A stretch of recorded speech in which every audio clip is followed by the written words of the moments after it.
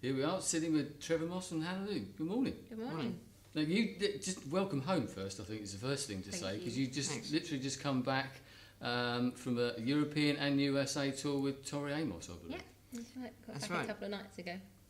We did 6 weeks around Europe with her, and then we came back home for about 3 weeks in the end of June, beginning of July, and then went back out to the US mid-July and got back a couple of days ago. So that's right. Miami Beach to St Leonard's Beach.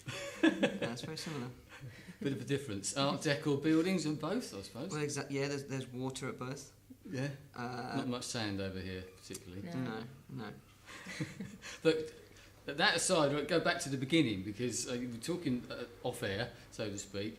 So how did you actually meet and start playing, either as a duo or individually? Well, I lied to her and pretended that I played the guitar, and I didn't really. She used to play. We met at college. We met at Goldsmiths in London. Oh right. Yeah. Neither of us were studying music. We never have done.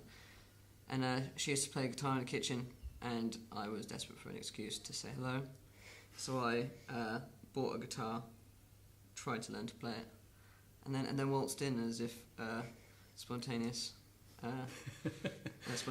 and the rest is history, I suppose. So you'd never actually played until you met?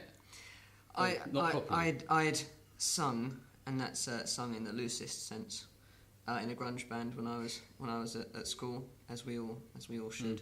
Rite of passage. And but I wouldn't for a minute call it music. But Hannah, you've been growing up in clubs, folk clubs and things. Yeah, my mum was a folk singer, so I grew up playing the guitar and singing. And then we started writing songs together. We figured out the other day that we had our first gig 10 years ago last month. My little sister's 17th birthday party. You played before though, obviously you played folk clubs and things like that? Yeah, well I grew up, my mum and her siblings were singers and musicians, so grew up going to folk clubs. So I didn't do a lot of performing myself, but I learned guitar and just writing songs and singing to myself throughout my teenage years. But it wasn't gigging. Didn't do any gigs until we met. But you were in a musical family. It's amazing how many people I talk to who, at least one of the members of the band or the duo, actually come from a real musical family, and it's that sort of musical heritage within them that's sort of pushed them forward. So you've obviously got a bit of that as well. Yeah. Any family party, there's always someone cracks out a song or does a turn. Well, it's a big London family, isn't it? Big Christmases, and when I became embroiled probably isn't quite the right word, or maybe it is. In the family occasions, there'd come a certain time of the evening, and Grandpa would stand up and suddenly start singing, an old London tune, some old East End song, and then it would go round and round. So, the old performing, upbringing. I think we've lost that a little bit, because that's something that lots of people. I mean, my father came from the East End as well, and piano. He learned to play the piano in the back room. Everyone had a piano in the back room. I don't know how they afforded it, but and that's how we learned, sort of bashing away. So, it's a shame. We've lost that. I don't know. Maybe playing with computers now. Yeah, that's it. You had to entertain each other, didn't you? Yeah. So influences, music. Obviously, you've got a folk influences, Hannah. But I mean, any other sort of influences that have got you where you are and what you're writing now? Well, I think our influences are quite obvious. I mean, as Trevor said, he was in a grunge band, so we grew up, on Nirvana, and I grew up in the 90s listening to Blur all the time, so we've moved away from that a little. But we're lovers of Simon & Garfunkel and Everly Brothers and all that sort of thing, so I think our influences are quite obvious when you listen to our music. I was just thinking about that Blur, because I mean, they formed Goldsmiths College, didn't they? Yeah, some of them went to Goldsmiths. Went there. Yeah, Graham went to Goldsmiths, and they did a lot of their early gigs there. But we actually toured with Damon Albarn. We toured with Good, the Bad and the Queen. We supported them on their UK tour. And we recorded we had a band before we were a duo called Indigo Moss, and we recorded the one album we did at Damon's studio, at the original 13 before we built his new one. Right. And so we were recording in there for a couple of weeks with Simon Tong, who was the guitar player from The Verve, who signed us to his record label. So we were recording in there, and it was a bit of dead time. The door knocked. And Hannah went to open it, and her face went completely blank, and because it was Damon coming in to pick up 19-year-old pick me, up something. Like 19-year-old her, starstruck. meeting her hero.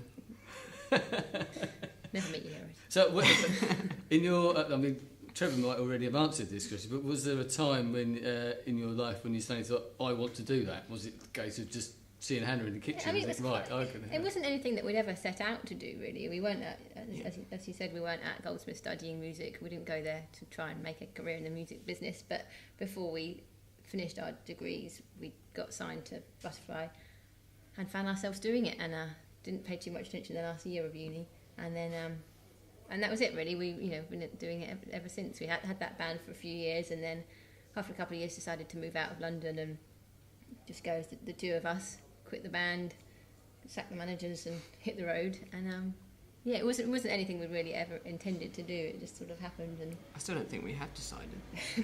you haven't sort of decided what you'll be when you grow up. Exactly. Sort of thing, yeah. I think it's always the best way. I think if anyone's ever in love with I think it's obvious when people are in love with the idea of being musicians, or the idea of being writers, the idea of being painters, they generally don't do a lot of any of those things.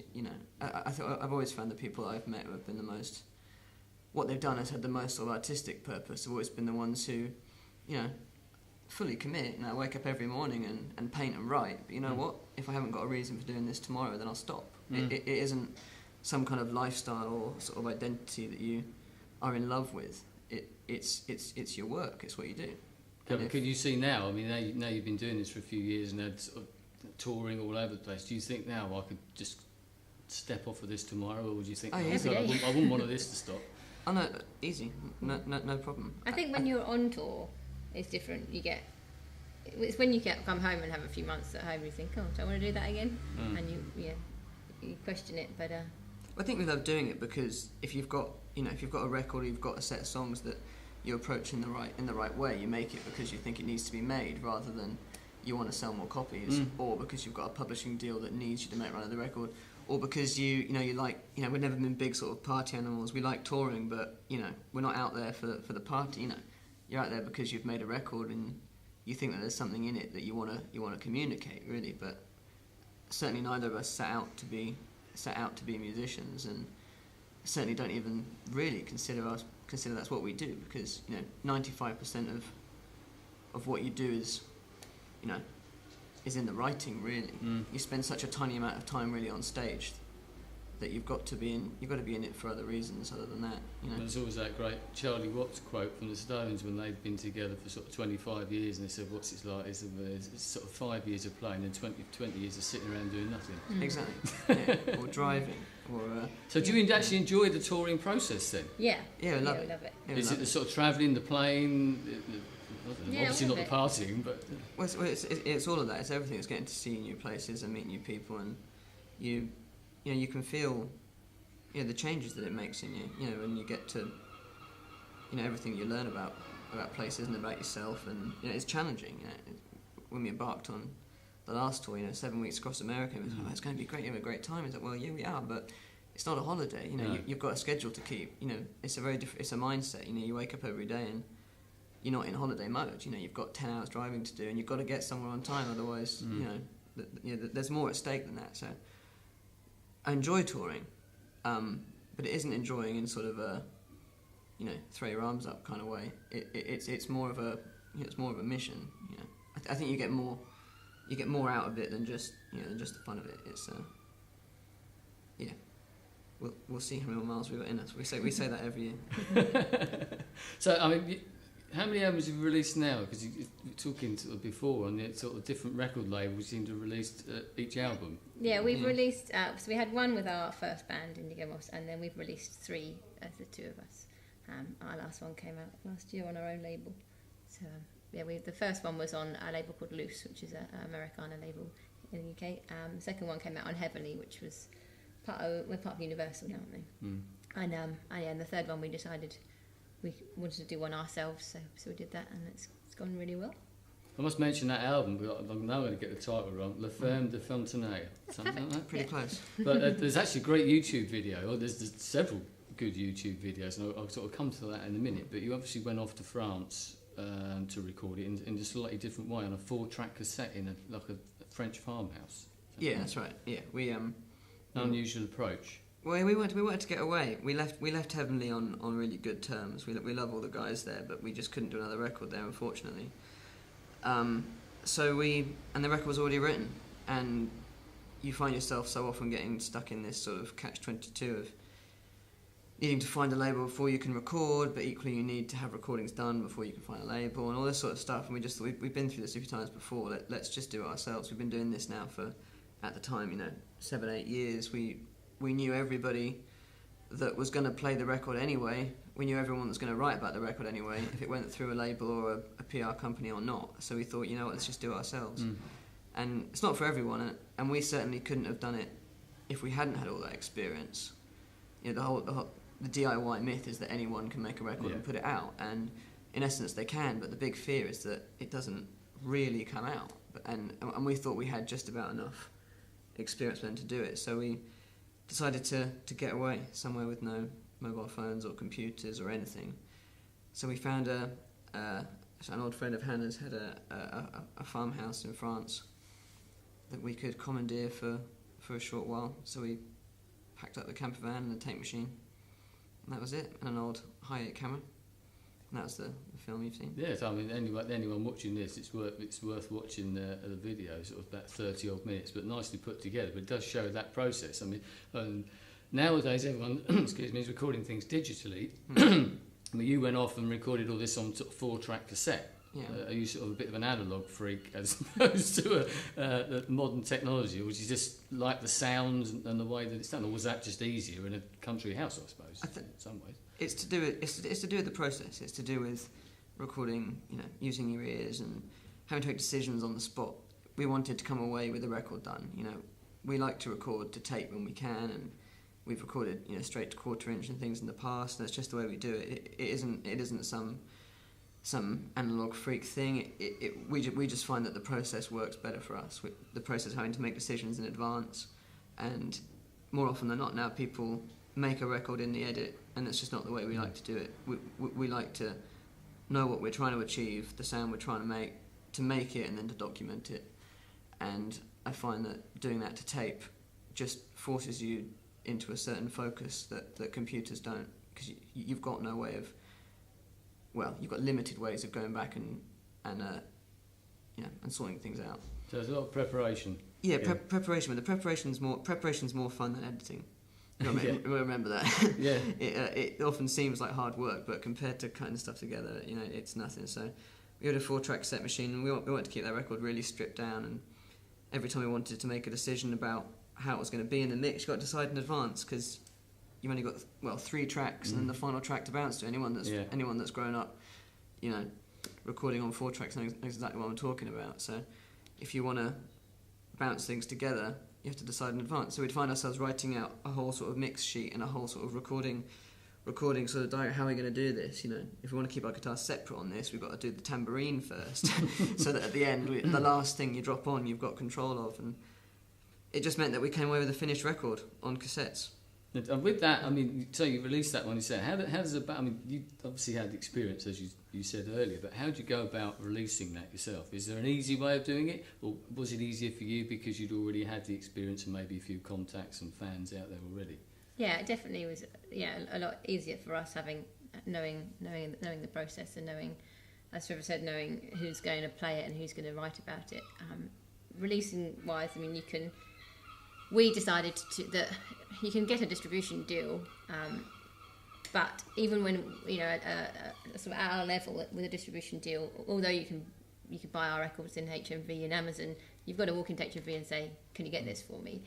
If without that, we decided to go down the route of independent record stores, and because we've had a good relationship with some of the major ones like Rough Trade, that meant we could get it available across the country through this network of independent record stores and places that would support you and play your record in the store, have you in for an install, and that meant you also, it was all available online through all of those stores as well. And we like doing it that way.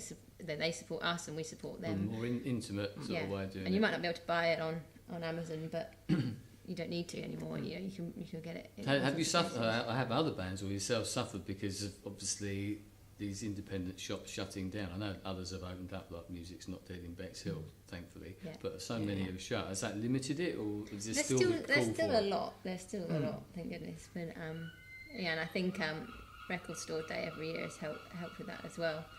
But no, there still seems to be plenty. Hope that not too many more close down. But, hopefully they sort of got over that hill. So, and gigging and touring, we touched on it earlier, and obviously you just come back from sort of the major tours, but you seem to have done quite a lot of tours and different ones as well. I mean, there's a canal boat tour that you've done and things like that. So, yeah, we do a lot of touring as a support act. We've, as you said, we've opened for Tori Amos all summer, and we've supported. We toured with Ethan Johns last year, and Aid Edmondson's Bad Shepherds, and Tom McRae and Beth Orton and Loudon Wainwright and all sorts of people. But when we come back to do our own tours, we quite like doing something a little different. We sort of do these off the beaten track tours. So we've done a tour by canal boat, which was we took a canal boat all the way to our first performance at Glastonbury, and stopped off along the way for a series of gigs. And we've done a tour of village halls and a tour of tin churches. I think it's just because we like our adventures and we like exploring and it's no. I mean, we've had years, especially with our first band, of going to every major city and playing another sweaty basement venue. The toilet circuit. Why there's so many beautiful buildings in this country. Why are we playing another black box that stinks of lager and no one wants to come to that building? Why are we doing a gig here? So that's why we've started. Is there sort of an element of a bit of fun to it as well, adding just something a little extra? Yeah, to the I think you've got experience to. as well. There's so many gigs on. People have got to want to come for a whole experience, not just for the music, and also. Because we're doing this, picking more unique venues, they're usually out of town, so they make it a lot more accessible to people who don't always go to gigs every night of the week, and that's what we're trying to do down here as well. That's why we've just decided to do a show at the Masonic Hall this week. It's another beautiful building that should be used more for this type of thing, I think. But you've got another tour coming up later with a band called Danny and the Champions of the World. And I understand you actually played with them, or you were part of that band in the past. We were. Danny and the Champions is a good friend of ours, Danny George Wilson, who was in a band called Grand Drive a few years ago. He did very well. He's done a brilliant solo record a little while ago. It's on Fargo, I think. But he has a band called Danny and the Champions of the World, which now are a tight and brilliant, say, Americana sort of country rock style band. I don't think that's a bad way of describing them, but they're excellent. And but they used to be far more of a loose sort of collective involving us and members of the Dreaming Spies. We're sort of based around Oxford. It all sort of got going at Truck Festival. So Robin and Joe Bennett, who were in Gold Rush and the Dreaming Spies. So yeah, us, Danny, and a few other Wastes and Strays would come in and out, and we went on the first album. We were on the second and the third records, and then the collective disbanded, and he got his hired guns in, who are doing really well now. Yeah. And so yeah, we're going back on the road with Danny, which is going to be great. So that's all around the UK for October. Have you got any other sort of dates, tours lined up anywhere else? Nothing yet. Just a couple of shows this month. We're supporting Steel Ice Band in Ashford tomorrow, and we've got our show at the weekend and another show in London next week. But I think that's all we've got booked for now. This is always the time we get straight home from a tour and go, let's look for another one. I think you have a little bit of a rest. Now, you're one of these acts that's moved down to this particular area. How long have you lived in, I think St Leonard's you actually lived? Yeah, we've lived here for 2 years now, actually. Doesn't seem that long. But so what made you come here in the first place? You got sort of connections? Well, I grew up in Kent, so only an hour away. Yeah. And then after we lived in London for 5 years, we didn't really live anywhere for a while. Spent a good few years touring. And we just thought, right, let's settle down a bit and find somewhere to call home, and just put a pin in the map. Really, we could move anywhere, had no ties. So we thought, we just thought about a lot of different places we could live, and the idea of Hastings and St Leonard's just stuck. I think we quite like coming back to the seaside when you've been touring all around the place. It's nice coming back to the seaside, and it's a lovely area. So do you know much about the sort of local music scene here? I just wonder what you might think of it, if you got involved in it in any way at the time. We came down for a few days, here and there, and stayed in a few B&Bs just to try the place out, and we liked it. We haven't been that in. We've done a few local shows and things, so we haven't been that involved in the local music scene. I would say we've been pretty busy, I suppose. Yeah, to be fair. we keep missing we haven't had a summer here yet, so we miss every major festival. we miss sort of everything for like the last 2.5 years. But it just, I think you can get the measure of a place straight away. You know, you haven't got to walk around for long to sort of sense that there's a lot going on. There's a lot of things happening, but and it's a town that just feels like about the right size. That it's big enough to have enough happening, but it's small enough that you can sort of get stuck in a bit, you know. And having lived in London for so many years, when you just feel like everything is just beyond your control, it's we've really enjoyed our time here so far. It's gone very quickly. Yeah, we're looking forward to actually getting to spend some time. So on that, future plans, I mean, you got any more? I mean, you've talked about touring. What about recording? I mean, the other album's a couple of years old now.